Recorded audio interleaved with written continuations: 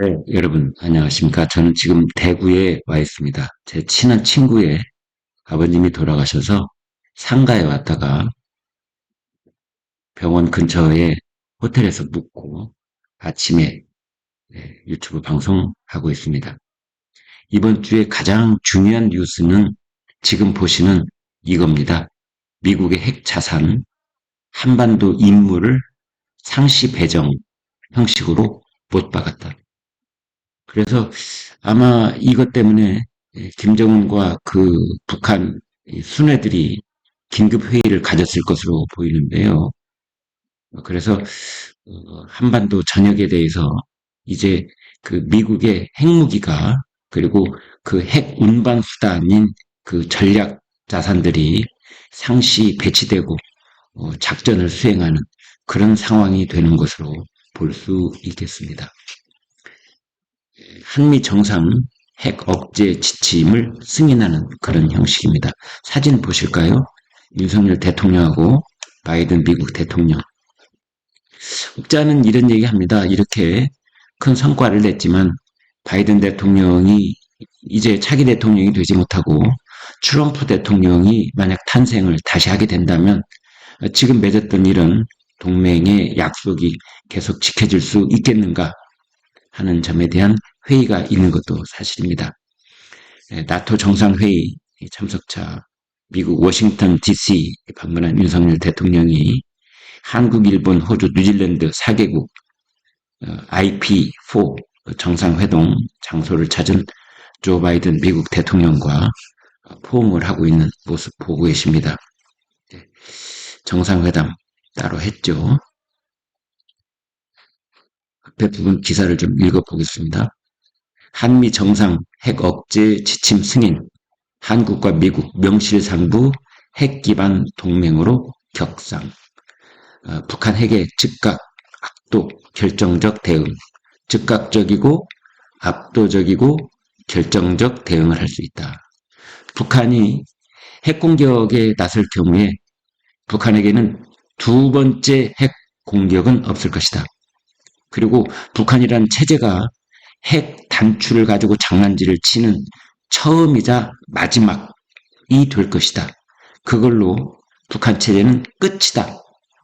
즉각적이고 압도적이다. 북한이 핵무기 공격을 가령 두 발을 했다 그러면 거기에 대한 그들이 감당해야 될 핵 보복 공격은 20발이 될 것이다. 이것이 압도적인 내용입니다. 결정적 이것은 두 번째가 없다. 북한 체제에게 이런 내용이 되겠습니다. 윤석열 대통령과 조 바이든 미국 대통령은 미국 워싱턴 DC에서 한미 정상회담을 갖고 한미 한반도 핵억제 핵작전 지침에 관한 대한민국 윤석열 대통령과 미 합중국 조셉 R. 바이든 대통령의 공동성명을 채택을 했습니다. 향후 한반도 핵 운용에 있어서 한국의 조직, 인력, 자산을 미국의 핵 전력과 통합하고 미국의 핵 자산이 전시와 평시, 이걸 이제 줄여서 전평시 이렇게 말하죠. 전평시. 지금까지는 핵 자산이 전시에 배치되는 것을 그런 것을 전제로 한 그런 핵 운용 작전 지침이 있었다면 이제는 그렇지 않고 전시든 평시든 모두 한반도 임무를 배정하는 그러니까 미국의 핵무기와 그 운반수단, 초발수단인 핵 전략 자산이 즉 전략 폭격기 또는 핵 잠수함 또는 항공모함 아무튼 그 핵무기 보복 공격을 감행할 수 있는 그런 자산들이 전략 자산들이 한반도에 상시 배정하는 한반도 임무를 배정하는 그런 작전 지침을 최종 승인했다. 대통령실은 한미가 함께하는 일체형 확장 억제 시스템을 구축했다. 이렇게 말했습니다. 이것은 뭐냐면 일체형이라고 하는 것은요. 미국은 핵무기를 포함한 모든 범주의 전력을 총동원하고 한국은 모든 범주의 전력을 총동원한다. 이렇게 되어 있습니다. 그러니까 사실상 양쪽 한국과 미국이 자신들이 가지고 있는 모든 군사적인 파워, 힘을 총동원하는 그러한 동맹으로 확고히 격상했다. 거기에서 핵심은 미국의 핵무기가 이제 한국에 상시 배정되는 것이라고 보면 되겠습니다.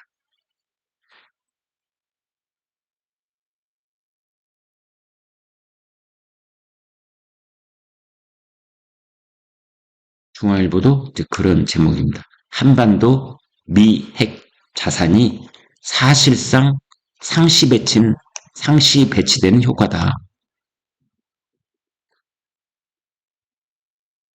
한미 정상 핵 작전 지침 첫 문서와 핵과 재래식 전력이 한 몸처럼 움직인다. 한미 일체형 북핵 대응 체계 구축. 미국이 모두 결정하던 방식에서 양국이 함께 확장 억제 작전을 펼치는 그러한 관계로 진화하고 있다. 한반도 미 핵 자산이 사실상 상시 배치된다.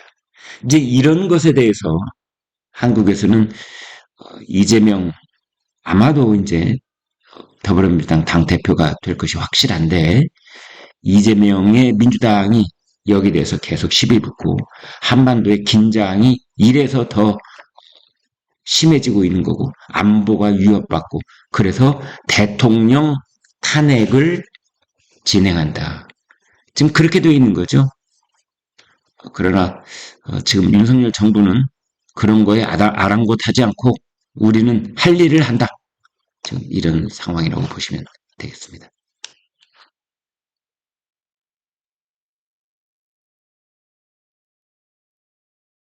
한미 재래식 무기 기반에서 이제 핵 기반으로 동맹이 격상된 것이다. 이렇게 요약할 수 있다는 것입니다.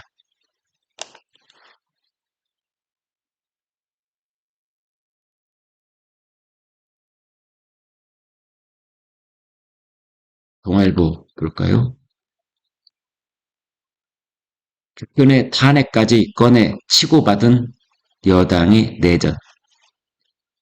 국민의힘 당 선거관리위원회에서는 한동훈 원희룡 비방전 처음으로 제재를 했습니다.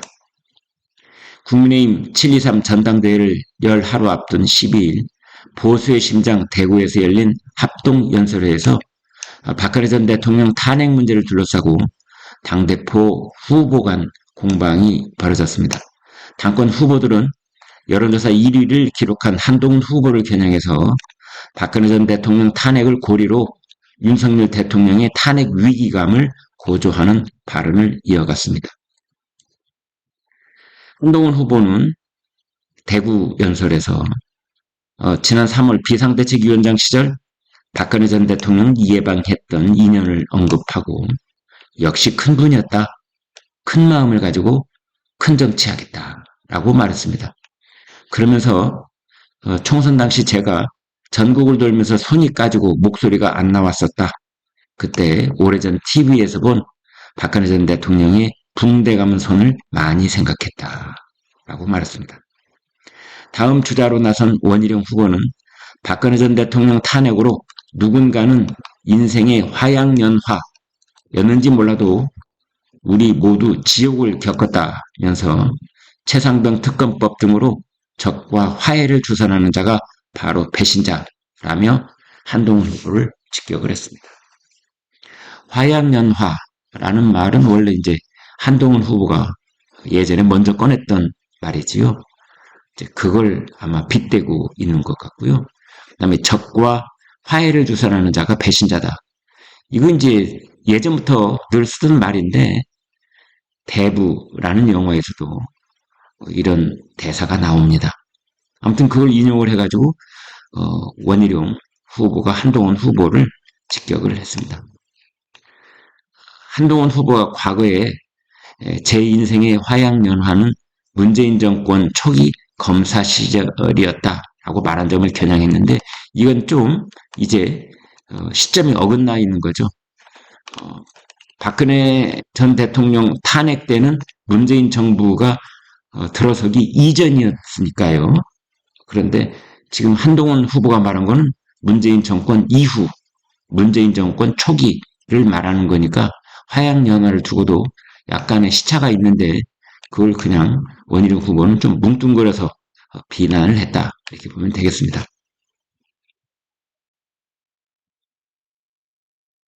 중앙일보 일면인데요. 막장, 폭로, 브레이크가 없는 여당 당권 경쟁. 전당대회가 아닌 분당대회란 말이 나올 정도로 정상궤도를 이탈한 국민의힘 당대표 경선이 제 궤도로 돌아올 수 있을까? 당 선거관리위원회가 원희룡 한동훈 후보에게 경고 카드를 뽑아 들었지만 별 반향을 일으키지 못하고 있다. 여러분 아까 동아일보 봤을 때는 한동훈, 원희룡 이런 순서로 기사를 쓰는데 중앙일보는 원희룡, 한동훈 순서로 쓰잖아요. 가나다 순으로 쓰면은 원희룡, 한동훈이 되는 거고 그러나 여론조사에서 이제 중요하게 선두 자리를 차지하고 있는 순서로 이 얘기를 하면 한동훈, 원희룡이 된다. 뭐 이렇게 볼 수 있겠는데요. 저는 여기서 가장 중요한 건 이거 이렇게 봅니다. 원희룡이 문제가 아닙니다. 원희룡이 문제가 아닙니다. 지금 이 판세가 그대로 유지될 경우에 국민의힘 당대표는 한동훈이 거의 유력시, 확실시 이렇게 되고 있다라고 말할 수밖에 없는데 그런데 원희룡은 도대체 왜 이러는 것일까? 원희룡 후보는 왜 배신자라는 프레임으로 한동훈 후보에 대한 공세 수위를 유지하고 있는 것일까? 여기에서 핵심 포인트는 원희룡 뒤에 윤석열 대통령이 있는 게 확실한 것인가? 그래서 한동훈 후보에 대한 이런 모든 원희룡의 입을 빌린 그러한 그 막장극에 가까운 공세 수위가 이게 윤심인가? 윤석열 대통령의 본마음인가? 이것이 중요하다. 이렇게 볼 수 있겠고요. 만약 그게 사실이라면 전당대회가 끝난 후 한동훈 국민의힘 대표가 탄생했을 때 당정 관계, 국민의힘과 윤석열 정부는 어떻게 서로 봉합되고 화합하고 일치하는 그런 관계를 복원할 수 있을 것인지 매우 걱정스럽다. 이렇게 보지 않을 수 없고요. 윤석열 정부와 용산 대통령실은 그 한동훈 대표 탄생을 현재로서는 극도로 경계하고 있는 것이 아닌가. 한동훈 후보가 당대표가 될 경우에 지금 국회로 다시 돌아가 있는 최상병 특검법 민주당이 언제든지 본회의에 상정을 하면은 이제 재표결을 하지 않을 수 없는 그런 상황인데요. 그때 재표결을 했을 경우 최상병 특검법이 통과가 될 수도 있다. 그런데 민주당에서는 그 시점을 지금 엿보고 있는 것일 것이다. 그래서 한동훈 대표 이후에 그 최상병 특검법을 재투표하게 될지 그 이전에 또 어떤 시점을 노릴지 지금 아무도 알 수 없는 그런 시간이 흘러가고 있습니다.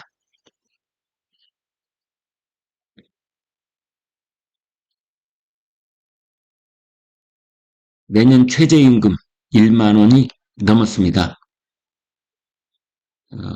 올해보다 1.7% 오른 1만 30원에 결정이 됐습니다. 사실상 실질 임금이 삭감이 됐다. 왜냐하면 이제 물가 인상률을 고려했을 때 1.7% 오른 것은 사실상 삭감됐다. 이렇게 보고 있는 거고요. 사 입장에서는 취약계층 일자리에 부정적 영향을 끼칠 것이다. 이렇게 보고 있습니다. 아무튼 최저임금 이제 1만 원 시대가 문을 열었습니다.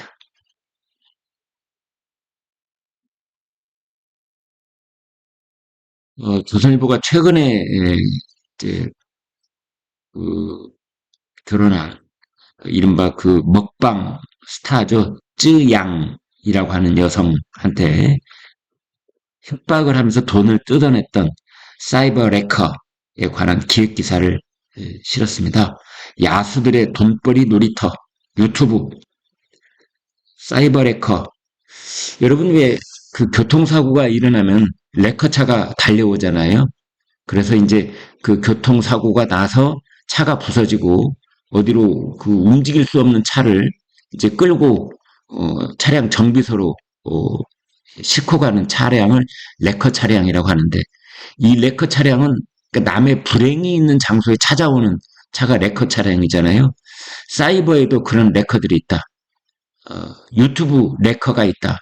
그래서 누군가가 큰 사고를 당했다든지 또는 스캔들이 발생했다든지 이랬을 때 어떤 유튜버들은 이제 그 약점이 드러난 유명 인사들, 셀럽들을 이제 소재로 해가지고 사회 정의를 구현한다는 구실 하에 그들의 약점을 붙잡고 폭로를 하고 이제 그러면서 때로는 가짜 뉴스를 퍼뜨리고 이제 이러면서 자기들 조회수를 누르고 대중들의 그 정확한 사리 판단을 흐리게 하고 때로는 그 약점을 가진 그 유명인사에게 돈을 뜯어내고 이제 이런 겁니다.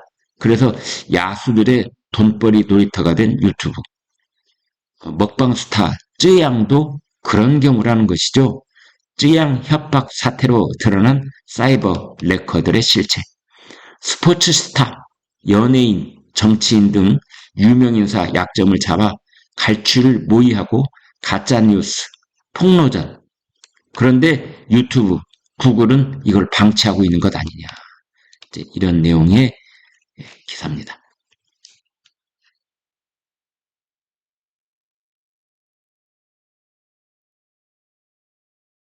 왼쪽에 바이든, 오른쪽에 젤렌스키 우크라이나 대통령인데요.